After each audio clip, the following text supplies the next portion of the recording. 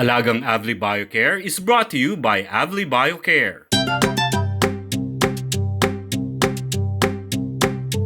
Magandang umaga mga ka-Agri TV. Ito po si Doc J ng Best in Practice para sa Alagang Avli Biocare.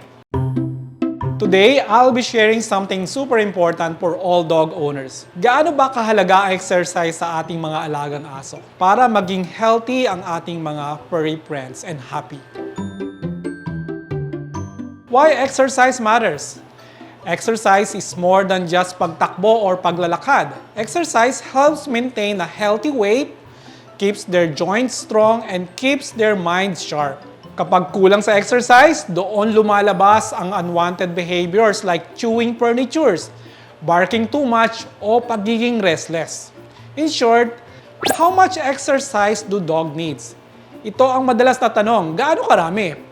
Depende ito sa age, breed, at health ng aso mo. Pero generally, 30 minutes to 2 hours per day ang recommended. Hindi ibig sabihin na takbuhan lang buong araw. It can be a mix of walking, games, and mental activities. So I'll give you some examples. So this is mga activities na to is depende doon sa breed ng ating alaga. Like we have mga working breeds like German Shepherds at Border Collies. So they have high energy. They need both physical and mental exercise. Hindi sapat ang simpleng lakad lang. Sa mga herding breeds like Australian Shepherd, they love activities na may task feeling like frisbee or training drills.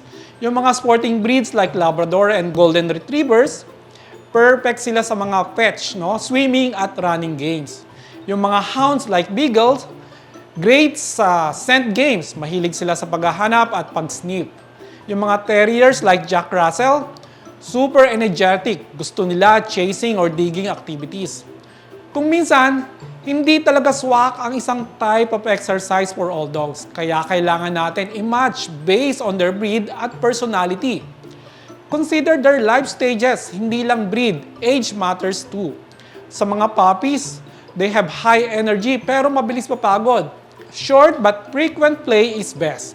Para sa mga adult dogs, ito ang stage na mas consistent ang exercise needs nila. Dito pumapasok yung 30 minutes to 2 hours daily.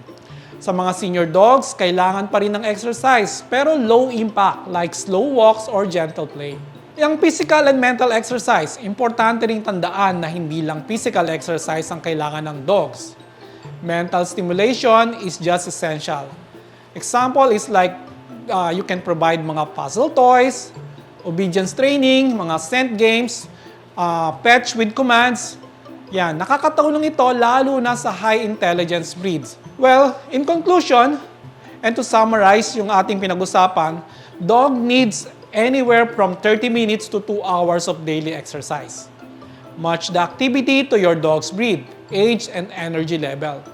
Combine physical exercise with mental challenges. A well-exercised dog is healthier, calmer, and happier. Before we end, ask yourself, did my dog get enough exercise today? Kung hindi pa, baka pwede ka maglakad-lakad maya-maya, maglaro ng fetch, or mag-try ng bagong activity. Small adjustments can make a big difference sa health and happiness ng fur babies natin. Thank you, and let's continue to be responsible and loving pet parents. Muli, ito po si Doc J ng Vets in Practice para sa Alagang Avli Biocare. Basta Alagang Avli Biocare, alagang may kalidad yan.